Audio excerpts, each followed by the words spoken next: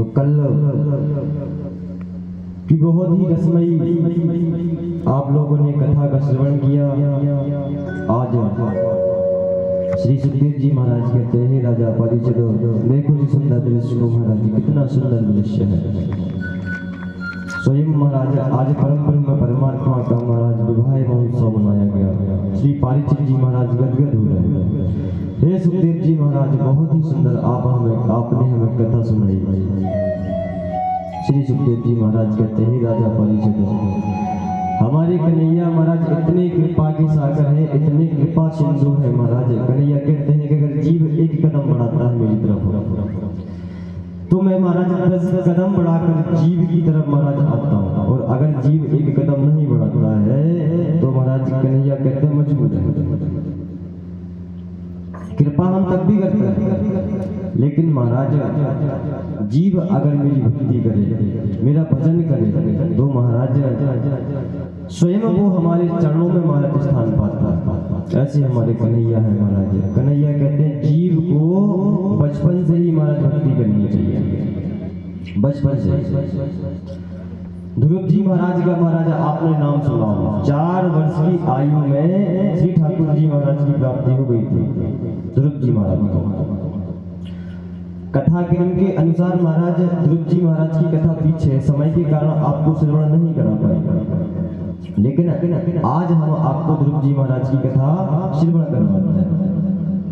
श्री सुखदेव जी महाराज कहते हैं, राजा परिचय एक राजा हुए महाराज जिनका नाम है उत्तरायणपाद। उनकी महाराज की पत्नी है, उनका नाम है सुनीति। उत्तरायणपाद कौन है और महाराज सुनीति कौन है? उत्तरायणपाद का अर्थ होता है महाराज उत्तरेण दायित्वं शिक्षिता उत्तरायणपाद, जो महाराज भगवान की भक्ति में रवा हो। और सुनीति महाराज किसे कहते हैं? जिसने सारी नीतियों को अपने वश में कर लिया हो, उसे सुनीति कहते हैं। सुंदर महाराज राजा उत्तरायणपाद सुनीति मैया महाराज आनंद के साथ रहती महल में, भक्ति पूजा पाठ चलते। एक बार की बात, राजा उत्तरायणपाद महाराज सुदूर प्रांत में जंगल खेलने के लिए गए। सुदूर प्रांत में महाराज शिकार खेलने के लिए गए। वहां पर एक राजकन्या की पुत्री महाराज सुरुचि है, वो उत्तरायणपाद जी को महाराज पसंद आ गई। तो उत्तरायणपाद ने उन महाराज सुरुचि मैया से विवाह कर लिया। अब ब्याह के जैसे ही राजा उत्तरायणपाद आए तो यहाँ महाराज महल के बाहर खड़े थे महाराज। जैसे ही सुनीति ने देखा कि अरे ये कौन है, आप तो शिकार खेलने के लिए गए थे, किसे लेके आ गए? यही महाराज प्रश्न उत्तरायणपाद से मैया सुरुचि ने कहा कि ये कौन है? तो उत्तरायणपाद ने कहा कि हे देवी, मैंने दूसरा विवाह कर लिया, मैंने दूसरा विवाह कर लिया, आप इनका स्वागत करो, सत्कार करो। तो सुनीति मैया कहती है, हे स्वामी, कभी भी एक स्त्री सब बर्दाश्त कर सकती है, लेकिन महाराज कभी भी अपनी सौत को बर्दाश्त नहीं कर सकती है, तो हम नहीं करेंगे स्वागत। यहाँ महाराज सुरुचि ने कहा कि अरे अगर ये इस घर में रहेगी, इस महल में रहेगी, तो हम यहाँ नहीं रहेंगे। तो छोटी पत्नी के प्रति ज्यादा आकर्षण होने के कारण राजा उत्तरायणपाद ने आज सुनीति मैया को महाराज घर से निकाल दिया। जैसे ही महाराज घर से निकाला, सुनीति मैया गई, रास्ते पे भटक भी जा रही है महाराज। एक संत का आश्रम दिखाई दिया। हमने बताया था संत होते ही महाराज करुणावान है, कृपावान है, दयावान। सुनीति मैया ने हाथ जोड़कर कहा, हे प्रभु, हमें अपनी शरण में ले लो। हमारे जो स्वामी है महाराज उत्तरायणपाद, उन्होंने हमें घर से निकाल दिया, हमें अपनी शरण में ले लो आप। तो संतों ने महाराज कहा कि हे देवी, आप आनंद के साथ रहो, आनंद के साथ भक्ति करो, यही भजन करो, यही भोजन पाओ। संत होते किस लिए मनोज?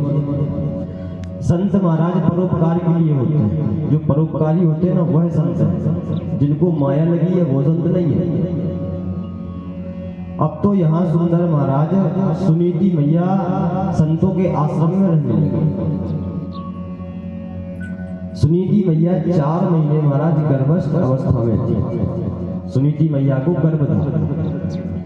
कुछ समय बीता महाराज। समय बीतने के बाद आज सुनीति मैया ने एक सुंदर से बालक को जन्म दिया। उन्हीं महाराज संतों की सानिध्य में, उन्हीं संतों की कुटिया में जिस बालक का महाराज नाम हुआ ध्रुव। अब महाराज वो संत भजन करते तो मैया ध्रुव जी महाराज को गोद में लेके बैठ जाते।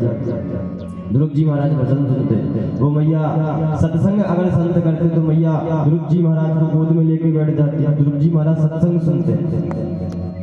ऐसे होते होते महाराज ध्रुव जी महाराज 3 वर्ष के हुए। 3 वर्ष का छोटे से ध्रुव जी महाराज अपनी मैया से प्रश्न करते हैं, हे मैया आप तो हमारी माता हो, हमारे पिता कौन है, कहाँ है?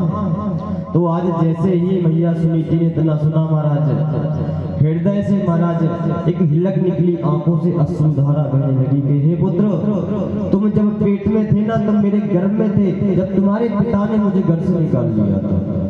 इसलिए क्योंकि वो दूसरा विवाह करके आए थे। छोटी पत्नी के, तुम्हारी छोटी माँ के प्रति ज्यादा आकर्षण होने के कारण मुझे घर से निकाल दिया। तुम्हारे पिता का नाम महाराज उत्तरानपाद है। तो आज नन्हे से ध्रुव जी महाराज राजा उत्तरानपाद के महल में पहुंचे और मैया सुरुचि जी को प्रणाम किया।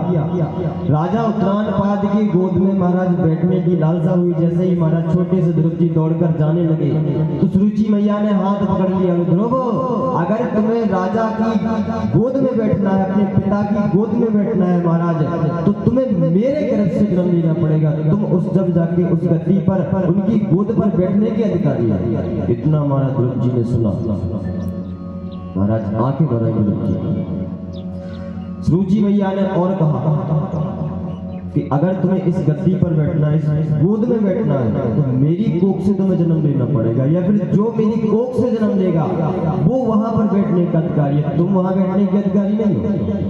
ध्रुव जी महाराज रोने लगे, रोते रोते मैया के पास आए। सुनीति मैया से कहने लगे, क्या मैया हमने आपकी गर्भ से जन्म लेकर के कोई अपराध किया, कोई पाप किया जो मैं अपने पिता की गोद में नहीं बैठ सकता, महाराज गद्दी पर नहीं बैठ सकता? तो यहाँ महाराज धन्य हो सुनीति मैया से, बहुत सुंदर संस्कार देती है बालक को।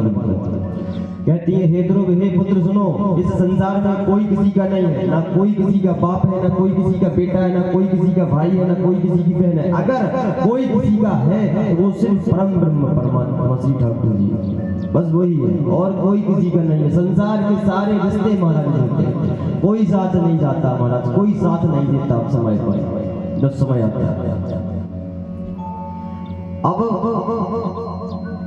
इतनी महाराज कहा मैया ने, ध्रुव जी महाराज के मन में वैराग्य आया। नन्हे से ध्रुव जी महाराज, छोटे से बालक महाराज वन के लिए महाराज चल पड़े, निकल पड़े। वन में महाराज जैसे ही प्रवेश किया, रास्ते में नारद जी मिले। महाराज नारायण नारायण नारायण करते हुए ध्रुव जी महाराज से पूछा कि कहाँ जा रहे हो?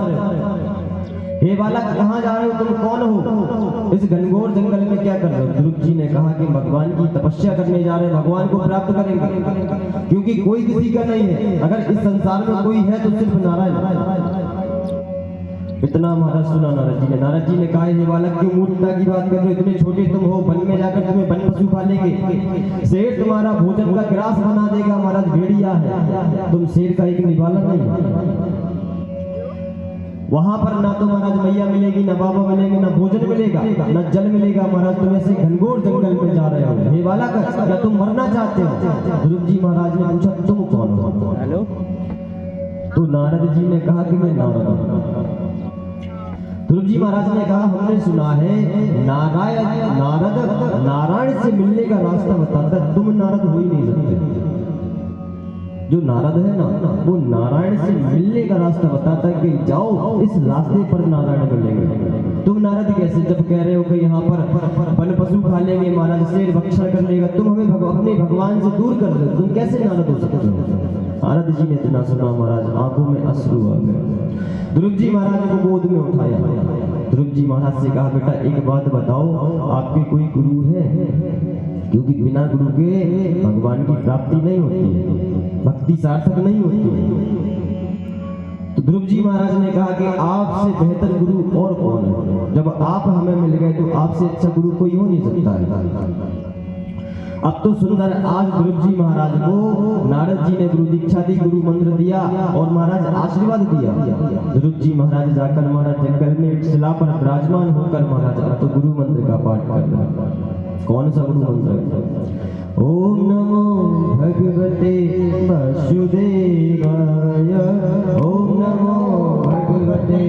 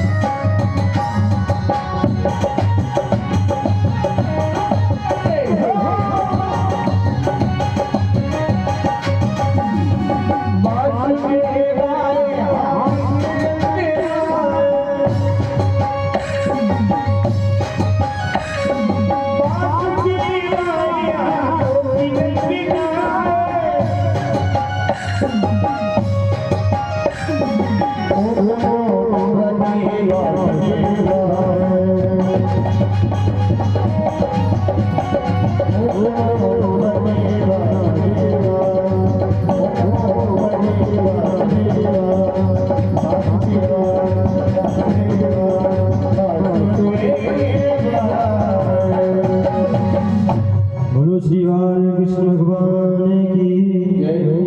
ध्रुव जी महाराज ने तो सुंदर भजन कर दिया। 4 वर्ष की आयु ध्रुव जी महाराज की। एक दिन हुआ महाराज, 2 दिन हुए।